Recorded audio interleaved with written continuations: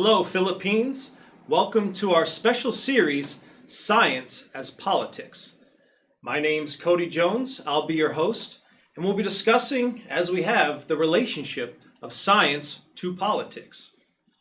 Now, as we've tried to make clear in previous episodes, the method employed in scientific discovery, the quality of mind used by the scientist, either in making an original discovery or in reliving great discoveries of the past, that quality of mind is necessary to be possessed by all citizens of a nation if they are in fact going to be able to select the appropriate leaders to give them the policies they need to move forward into the future. That the question becomes, how do you know that what you think you know is in fact true? Do you have a method for discovering principles of truth and for judging one policy versus another, for judging one candidate versus another, and determining, in fact, what is the best course for our nation moving into the future? Now, we started by looking at a particular discovery, that of Eratosthenes in the year 240 BC, his discovery of the size of the earth and the shape, proving that, in fact, we do live on a round surface and determining the size. 40,000 kilometers, roughly within 30 kilometers of today's accurate measurements of the actual size of the planet Earth. We then saw in the follow-up how that discovery and how that method fed into a series of discoveries into such things as navigation, of how knowing the size of the planet, knowing that it is round, allowed ancient mariners to navigate their way around the planet, to allow Europe to come to know the Philippines, to allow the Philippines to come to know Europe, to allow the age of discovery, the age of exploration, to be real. What we want to do today is to move beyond just specifics in terms of a specific discovery and look at how that method has been applied over the long arc of human history. Specifically, how that method has led to successive discoveries in energy generation, from the discovery of the use of the burning of wood, to then coal, to then the technologies developed to utilize petroleum, then from petroleum to what should be in use today, which is nuclear fission. And now that should be then the springboard to nuclear fusion, and looking even further into the future, the role of matter-antimatter reactions. Now, when we look at this history of the development of use of different materials for the generation of electricity, say, or more broadly, the use of resources for energy production, what we're really looking at is a evolution of the creative process as expressed in a very specific kind of metric, one which around here we like to discuss as energy flux density. Now, if we look at the chart here, you'll get an idea of what I mean when I say energy flux density. In effect, we're looking at how much energy can be brought to bear on a volume of space-time. What is the density of energy that can be applied to a process? This becomes very important because certain processes can only occur when you have a certain density of energy applied. So something which maybe was impossible at a lower energy flux density becomes a reality at a higher energy flux density. One simple example that's used is, you ask the question, how much coal would you need to burn to be able to lift a rocket off of the Earth to get to the moon? Well, it's an infinite amount. You could never actually produce the amount of energy throughput burning coal to lift a rocket off the ground to get to the moon. It required moving from a lower to a higher technology, one with higher energy flux density, which is capable of producing greater power. the power necessary to lift something from the Earth, out of the Earth's gravity, and put it on the moon. So that's an example of how increases in energy flux density are necessary to move mankind forward into higher domains of exploration. Now, as we look at the chart here, what we've got is we're looking at the development from the burning of wood for energy production to then the use of coal, then from that onto petroleum, then fission, fusion, onto matter-antimatter reactions. And so when we talk about energy flux density, you can see this expressed in terms of kilowatt hours per pound. So what that means is how many kilowatt hours of energy do you get out of a pound of that material? So for a pound of wood, you get 1.9 kilowatt hours of energy. Coal, that jumps up to 3.8. Petroleum, almost double again to 6.4. Then you move to uranium, to one of a couple possible fission reactions, nuclear power reactions.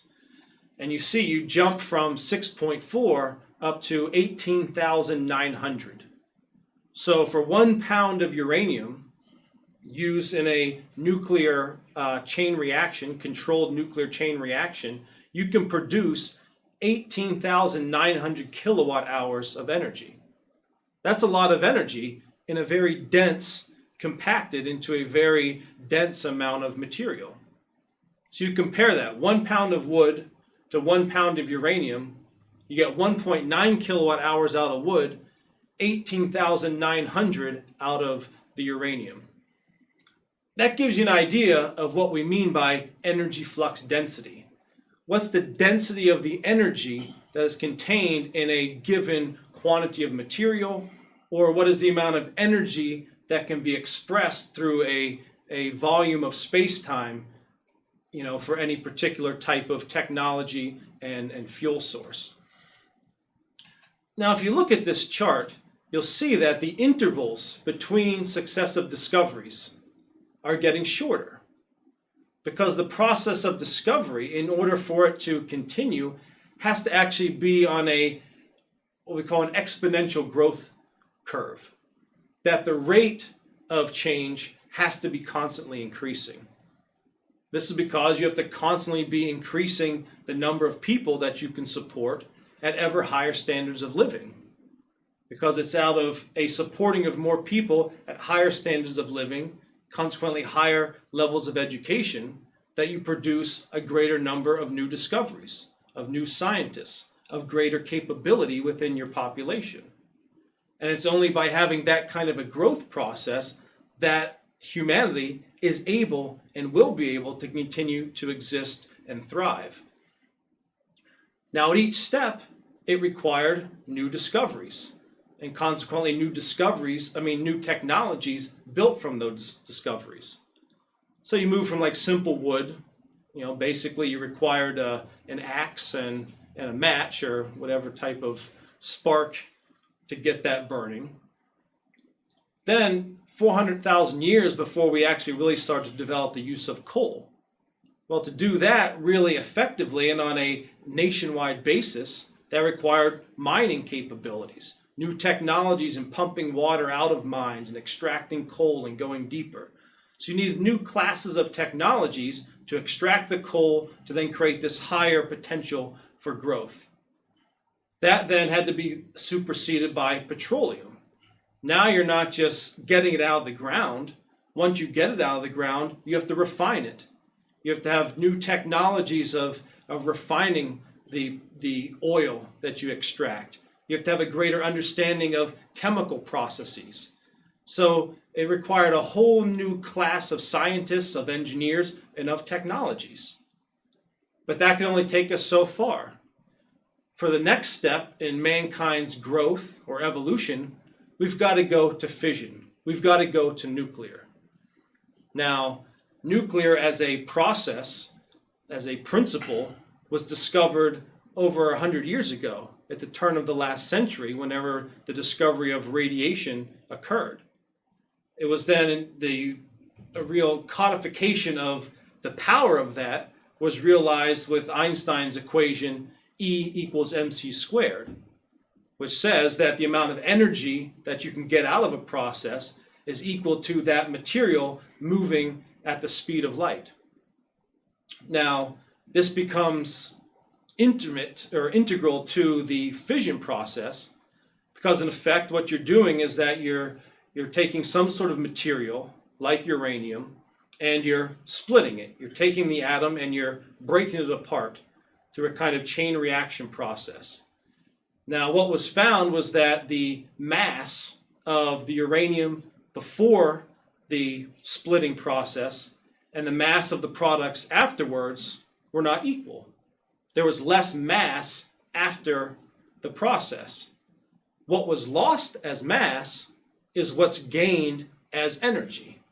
And the amount of energy can be determined through the E equals mc squared equation of Einstein. So, and with that, I mean, you have the potential to unlock a whole new capability for mankind.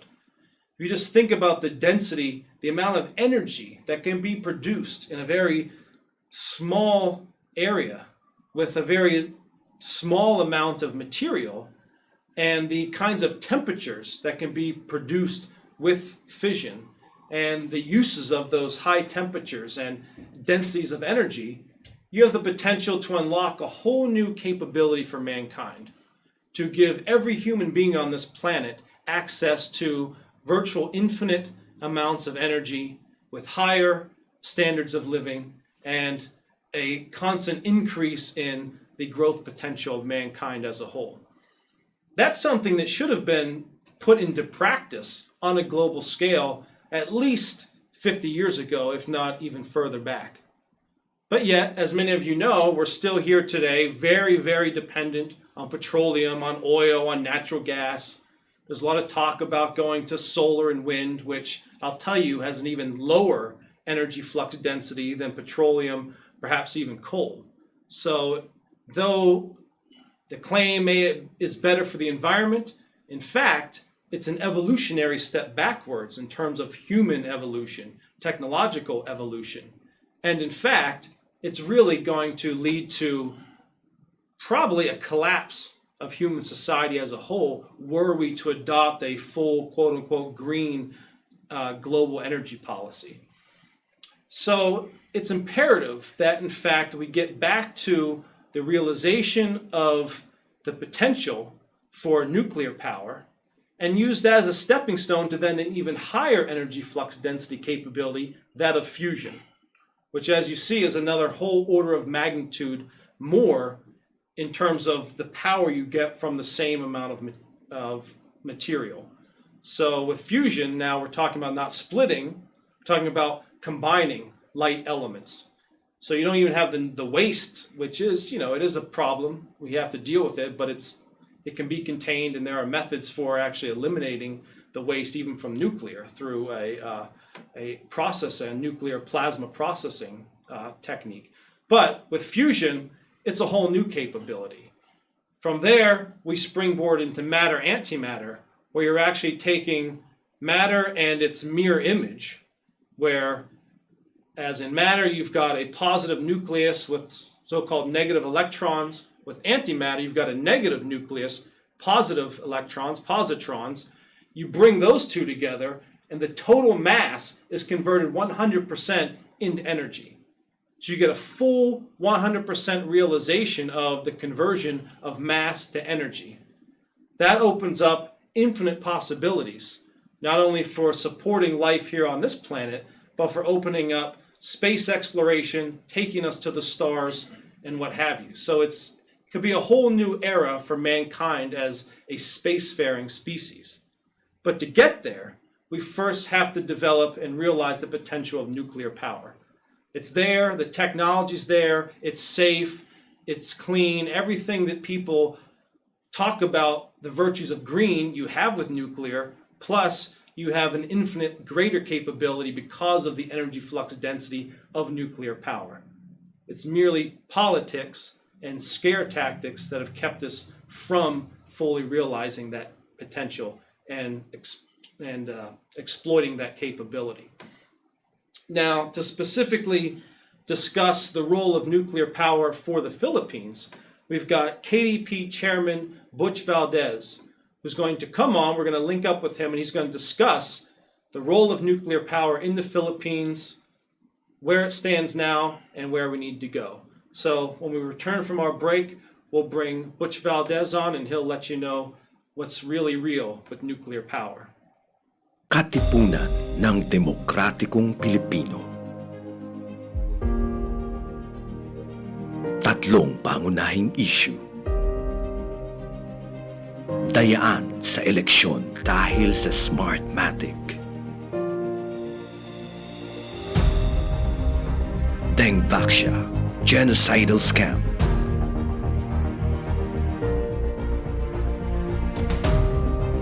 Mataas na halaga ng enerhiya, kuryente at tubig.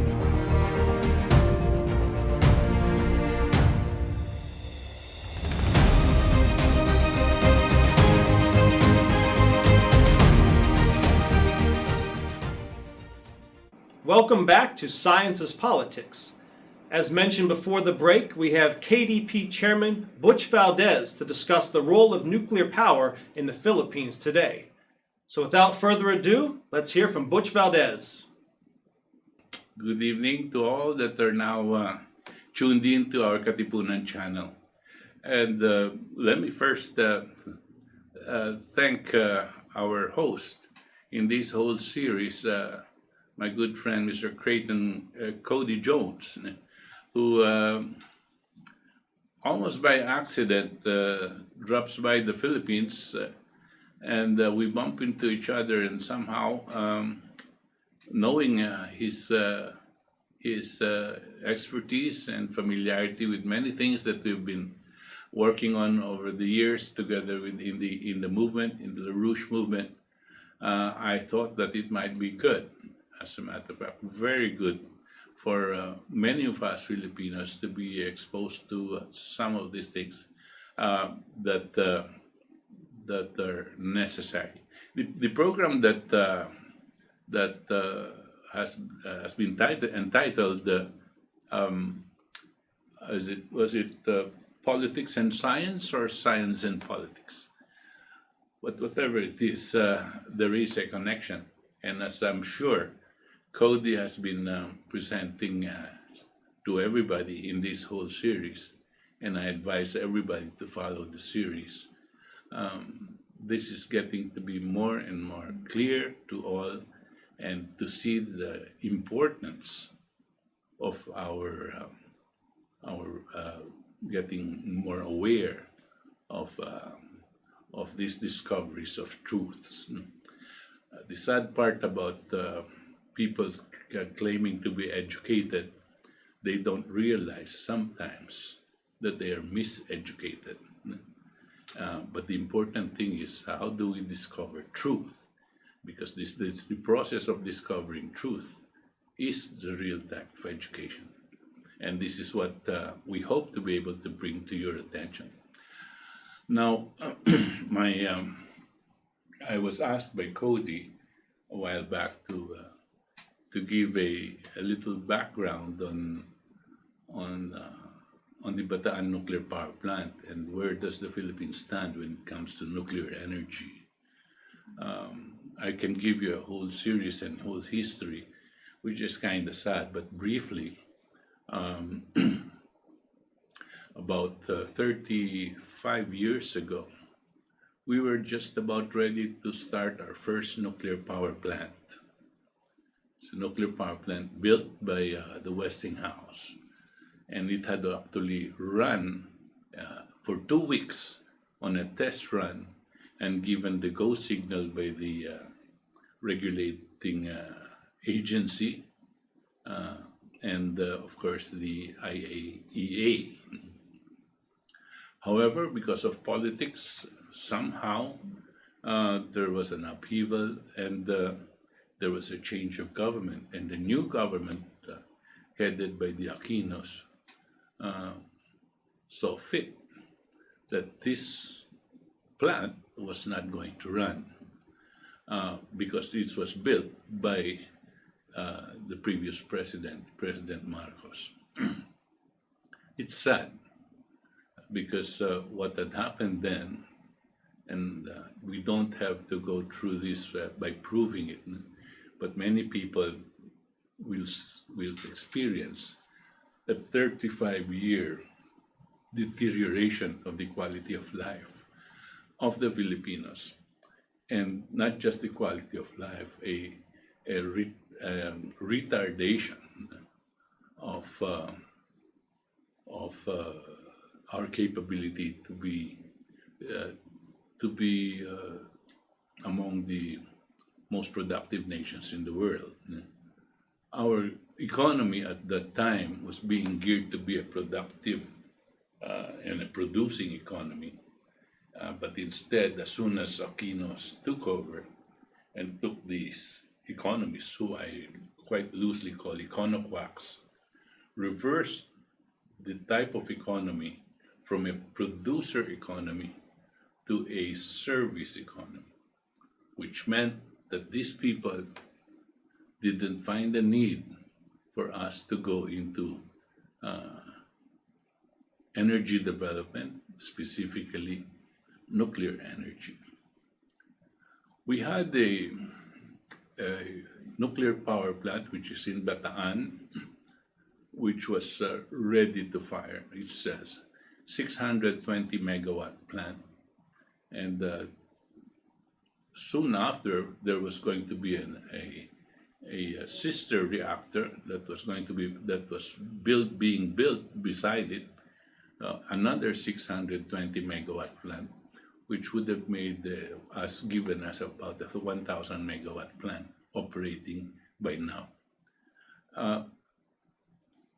Simultaneous to this whole effort of ours, development of nuclear energy, South Korea also had Westinghouse put up a similar and identical nuclear power plant in Seoul. Now, they were able to fire up their nuclear power plant in 1984.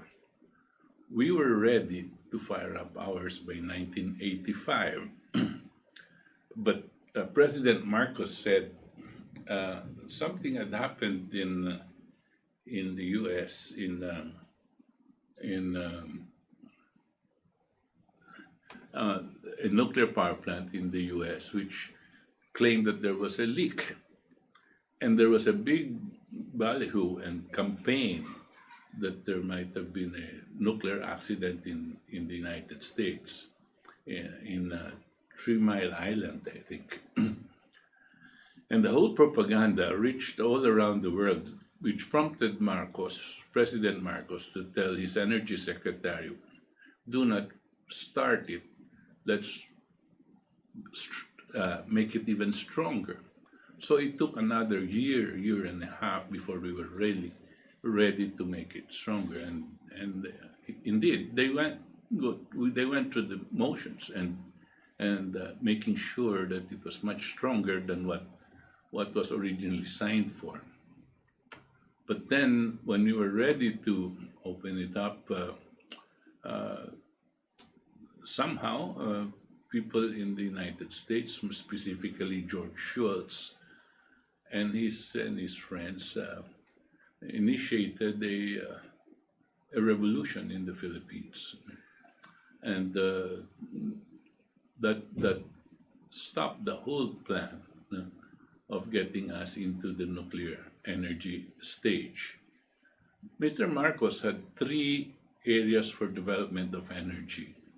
One was the hydroelectric, which meant putting up a lot of dams and generating power from the rivers that he was going to put up dams in. And another one was the geothermal. We supposedly had one of the largest geothermal deposits or reserves in the world, comparable to that of the whole of California. And so we went into geothermal energy development. And then, of course, the third one was going to be the nuclear. And this nuclear power plant would have been the third base load type of capability that would have propelled us to a level of agro-industrialization which he envisioned. Not only that, there was a claim at that point, I remember, that the Philippines would be energy self-sufficient by 1990. That is in expectation of the powering up of all of these base load type of power generations. It didn't happen. In the meantime, a country like South Korea, which started its nuclear power plant in 1984, after 35 years now, has 22 nuclear power plants operating. And not only that, they are now exporting nuclear power plants. And it's very easy to compare the kind of economy that South Korea has now, no, and that of ours. No? Ours not only has not stopped dead in its tracks, it had retrogressed, no, back to probably even worse than the 1960 levels if you're going to check on the quality of life index. Yeah. And on the other hand, the quality of life of other countries that were together with us, at least in the development stage, have gone on forward. No? That's the sad part and the sad story of our nuclear power plant. But there's still good news. The president, President Duterte, after last 4 or 5 presidents before him, were living through the mothballed nuclear power plant. And the president said, let's start these nuclear power plants, take a look at the Bataan nuclear power plant and study it and see if we can start it. He had 2 groups of engineers that went there at the request of the Philippine government. One was this South Korean group of scientists and engineers, and then the next one, a year after, was 20 scientists and engineers that were sent by President Putin, no, to evaluate the status of the Bataan nuclear power plant. And both of those groups have had similar conclusions, that the Bataan nuclear power plant is sound and can be made ready to run within a 12 to 18 month period, and that the amount of investment necessary to get it moving and operating will be less than $1 billion. Now, this was good news to many of the Filipino peoples, especially understanding that right now the Philippines is paying the highest, not one of the highest, but the highest electricity rates in the world. No? We're paying something like almost 24 US cents per kilowatt hour. Italy is paying something like 23.8 US cents per kilowatt hour. And our friends in the United States pay something like 12 US cents per kilowatt hour. Only 1/2 of what the Philippines is paying. They said before that Japan was among the highest. Japan's electricity rates, probably because of their nuclear power plants, 54 nuclear power plants, they're paying something like 18 US cents per kilowatt hour. But we top them. The Philippines is number 1 here when it comes to paying the highest electricity rates. Now, what makes it even worse than it sounds is that, example, the U.S. income of the ordinary citizen in the U.S. is about 30 times that of this ordinary citizen in the Philippines, the minimum wage earner. Now, 30 times higher, wherein the burden of electricity, cost of electricity to the U.S. citizen is something like 3% of his salary. On the other hand, here in the Philippines, the burden of electricity cost covers up to 25% of his salary. It is a killer. It is a killer. And sometimes you wonder whether the objective for all of this is to increase mortality in our population, or just incompetence. However, seeing this, there is of course a question in as far as what is the reason why this thing has come about. Well, there was a certain president here. His name is Fidel Ramos. Maybe out of ignorance, but probably a mix of ignorance and malice. He turned over the whole private sector to the whole power sector to the private sector, and this meant that the whole private sector took over the power rates.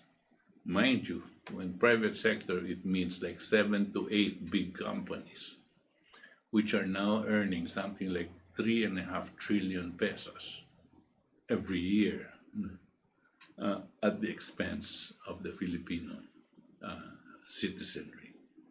This is the situation. The need for a more efficient, more effective, cleaner, and reliable energy generation is there.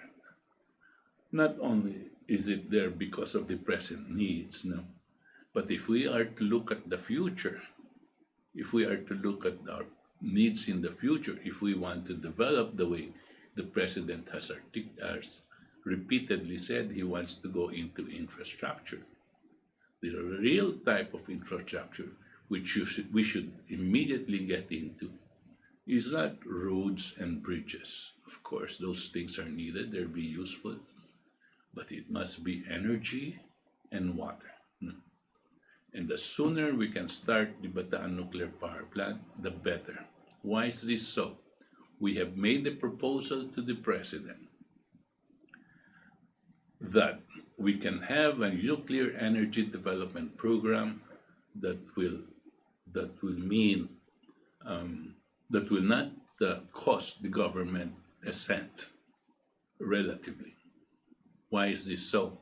Because the Bataan nuclear power plant is free of debt. And if it can be run with the minimum investment of $1 billion, that plant can be made to generate enough financial capability to fund another nuclear power plant, one of the SMRs, what they call small and medium scale reactors that are now available.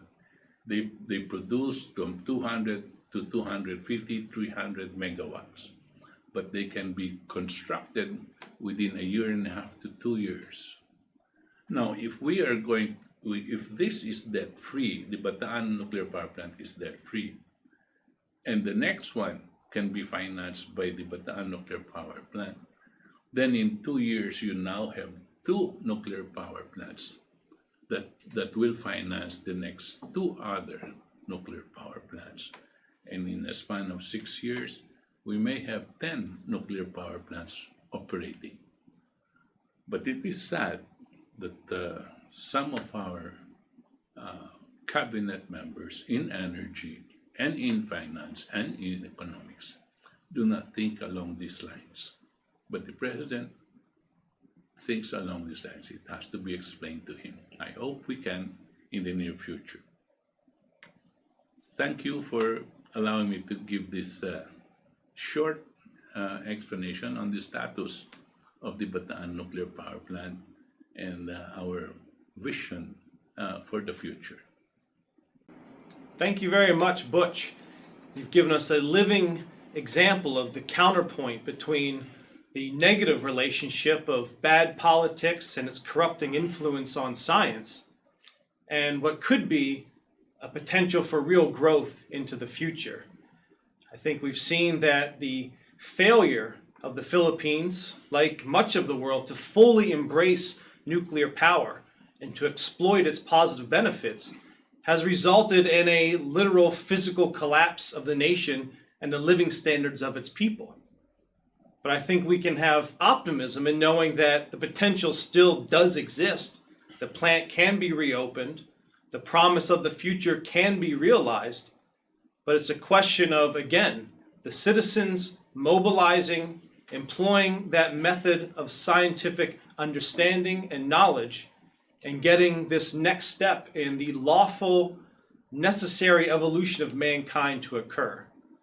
Get the nuclear power plant turned on, build more of them, and use that as a platform and a baseline to then leapfrog to the next higher position in man's evolution, to that of fusion and beyond.